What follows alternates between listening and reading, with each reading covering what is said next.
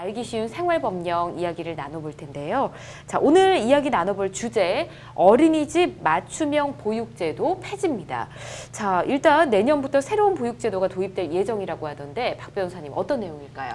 예, 현행 맞춤형 보육제도가 폐지되고 실소유자에게 추가 보육을 제공하는 새로운 어린이집 운영체계가 올해 시범사업을 거쳐서 내년 3월부터 시행이 될 예정입니다.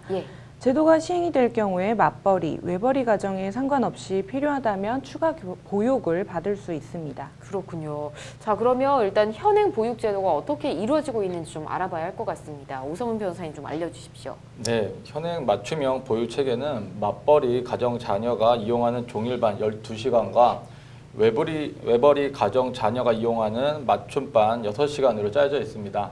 만 0세에서 2세 영유아를 어린이집에 맡기는 경우 맞벌이 등만 종일반을 이용할 수 있고 전업주부 아이는 최대 6시간까지만 이용이 가능합니다. 긴급 보육 바우처를 쓰면 정해진 시간 이상 아이를 맡길 수 있지만 매달 최대 15시간까지만 사용할 수 있도록 되어 있어 어느 정도 제한이 따릅니다. 그렇군요. 그렇다면 개정이 된다면 현행 보육제도가 좀 어떻게 바뀌게 되는 건지 좀 살펴보도록 하겠습니다. 박 변호사님. 예, 개정안은 어린이집에 다니는 모든 아동에게 7시간에서 8시간의 기본 보육 시간을 보장하되 그 이후에도 돌봄이 필요한 아이들에게는 4시간에서 5시간의 연장 보육 시간을 통해서 오후 7시 반까지는 오후반을, 오후 10시까지는 야간반을 운영하는 등 별도의 프로그램을 제공하는 것을 내용의 골자로 하고 있고요. 즉 맞벌이 가정뿐 아니라 전업주부 등 연장 보육을 해야 하는 모든 실소유자에게 같은 혜택이 제공이 되는 겁니다. 그렇군요. 그런데 지금 말씀해 주시는 이 제도가 시행되기 위해서는 인력이 좀 보충이 돼야 될 것 같습니다. 어린이집 선생님이 12시간 이상 계속해서 일을 할 수는 없는 거기 때문에 어떤 대책들이 있을까요? 네, 그렇습니다. 제도가 시행되면 보육교사의 근무 형태도 달라져야 합니다. 보육교사는 기본 보육 시간에만 아이를 맡고 연장 보육 시간에는 별도의 전담 보육교사가 배치되어야 합니다. 그래서 이 제도의 시행에 상당한 시간이 걸릴 것으로 예상되는데요.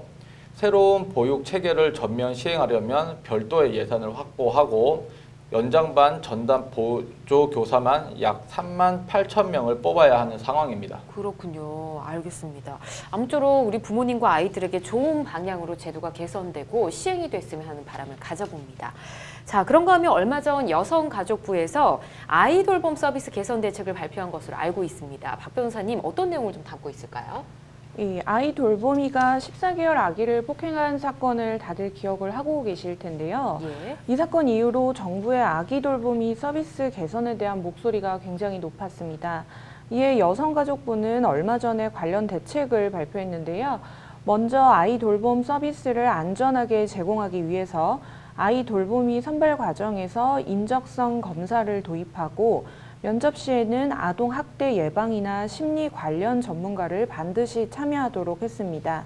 또한 올해 안에 아이 돌보미 통합 관리 시스템을 구축해서 출퇴근 현황이나 주요 활동 이력 등을 관리하는 한편 이용 희망 가정에는 아이 돌보미의 활동 이력과 자격 제재 사유 등의 정보를 제공하기로 했습니다. 처벌과 관련된 내용으로는 아동 학대 의심 행위가 적발이 될 경우 활동 정지 기간을 현행 6개월에서 2년으로 늘리고 아동 학대 혐의가 인정돼 보호 처분과 기소 유예를 받은 경우에는 5년 동안 활동할 수 없도록 했습니다. 네, 알겠습니다. 아무쪼록 우리 아이들이 건강하고 밝게 자랄 수 있는 환경이 조성됐으면 하는 바람 가져보고요. 어린이집 보육제도와 또 아이 돌보미 관련 제도에 대해서 더 궁금한 점이 있으신 분들은 법제처 홈페이지 찾기 쉬운 생활법령에 가시면 자세히 나와 있으니까 참고하시기 바랍니다.